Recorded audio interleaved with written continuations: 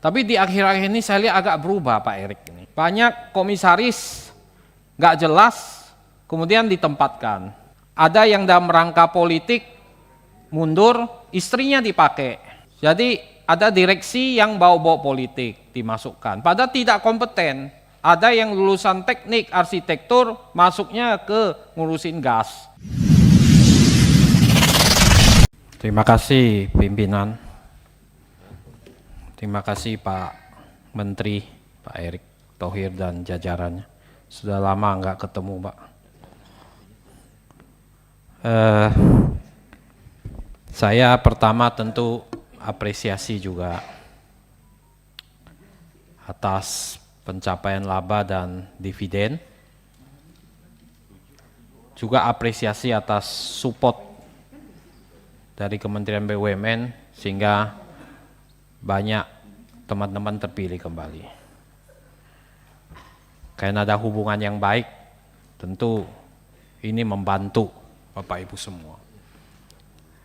Nah, dari laba memang ada sedikit kritikan saya bahwa laba yang dicapai ini memang sangat tergantung kepada beberapa BUMN.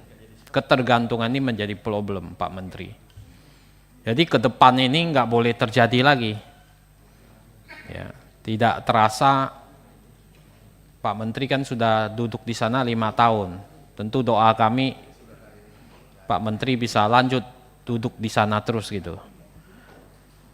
Ya. Nah ke depan ini saya berharap bahwa ketergantungan kepada laba beberapa BUMN ini harus lebih terdiversifikasi. Karena ini nggak sehat sebetulnya. Kalau yang ini rontok, maka rontok juga laba BUMN-nya.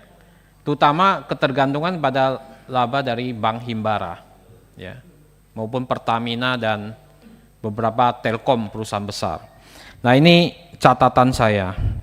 Yang kedua adalah saya menerima aspirasi dari banyak pelaku industri tentang mematok kuota PGN. Kalau nggak salah 61%, dulu di Bali saya sempat mempertanyakan ada batas minimum dan maksimal. Kalau nggak mencapai minimum dapat denda. Kalau di atas maksimal, dendanya 250%. Mendapat surat edaran dari PGN. Nah orang yang mau ngambil order kan takut-takut.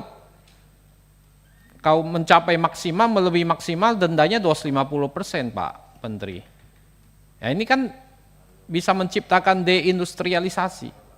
Nah banyak pelaku industri ini menjerit sebetulnya. Ya. Hal ini sudah saya sampaikan 2 bulan yang lalu waktu di Denpasar di Bali. Ya. Tapi ternyata sekarang mereka tetap menjerit Pak.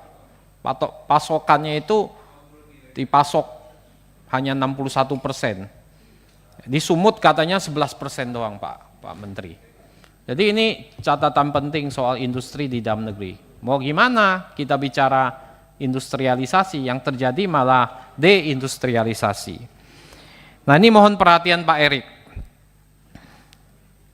Yang ketiga adalah dulu waktu Pak Erik menjabat, saya ini banyak terkesan dengan Pak Erik sangat profesional dalam penempatan direksi dan komisaris.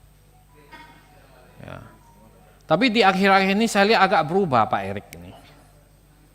Banyak komisaris nggak jelas kemudian ditempatkan. Ada yang dalam rangka politik mundur, istrinya dipakai.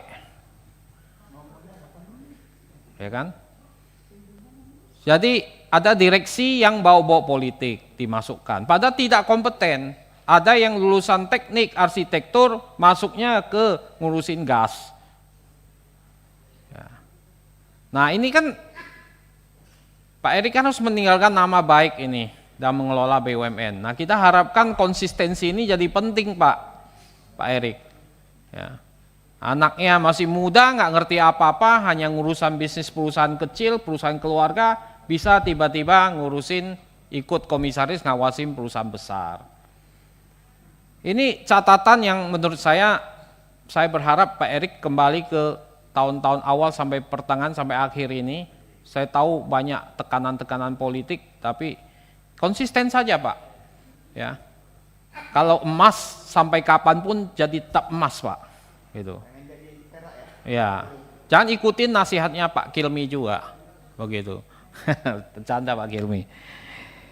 Yang keempat adalah soal keterbukaan informasi publik Pak Erik. Pak Erik kan manggil yang berapot merah itu. Ada 6. BPUI saya lihat di media. Inalum, Bulog, Reasuransi, Asabri, Dana Reksa. Ya. Tapi saya lihat di PMN yang diajukan Pak Erik, dari 7 perusahaan ada 2 yang rapotnya merah. Kalau rapotnya udah merah, keterbukaan informasinya jelek, nggak usah dikasih lagi Pak Erik. Ngapain? Oh nggak mau terbuka kok. Kok dikasih PUMN lagi Pak Erik? Ya. Tahun 2025 muncul lagi 3, dikasih lagi. Katanya udah lapor merah.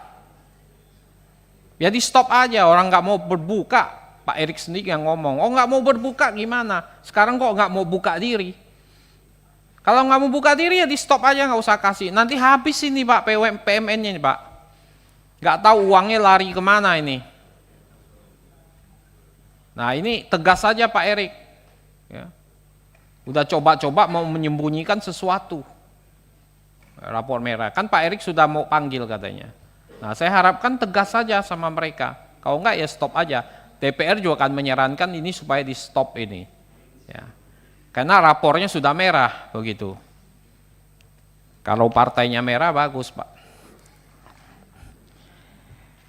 Nah yang ketujuh, apa yang dikhawatirkan oleh Pak Deddy Sitorus ini, saya juga khawatir Pak. BUMN ini dari masa ke masa selalu jadi bancaan. Ya, di zaman Pak Erik ini, Pak Menteri Erik ini bagus. Ya. Nah saya berharap ke depan ini kekhawatiran itu bisa muncul lagi. Jadi kalau bisa memang disusun apa itu, mungkin SOP yang bagus, mekanisme yang bagus supaya memang ini dijaga Pak untuk ke depan. Kan, kalau Pak Erik yang meneruskan kan bagus. Tapi kalau nanti menteri lain kan belum tentu juga ini. Nanti dipakai jadi alat untuk pengumpulan kekayaan Pak Erik. Nah ini kekhawatiran saya juga bisa terjadi gitu. Jadi kita mohon nanti tolong yang ada lubang-lubang itu ditutup-tutup dulu Pak. Ya, supaya nanti lubang itu nggak bisa dipergunakan kembali gitu. Jadi itu poin-poin penting. Yang terakhir adalah soal janji-janji soal hapus tagih dari Bank Himbara. Hapus tagih. Itu bagaimana kesiapannya itu Pak? Karena kita juga ngomong di bawah ada hapus tagih bagi para pelaku usaha kecil terutama. Ini sampai di mana progresnya? Ya. Apakah Pak Menteri juga ikut pantau soal hak hapus tagih ini? Ya, sehingga bisa berikan informasi pada forum ini. Begitu pimpinan, terima kasih.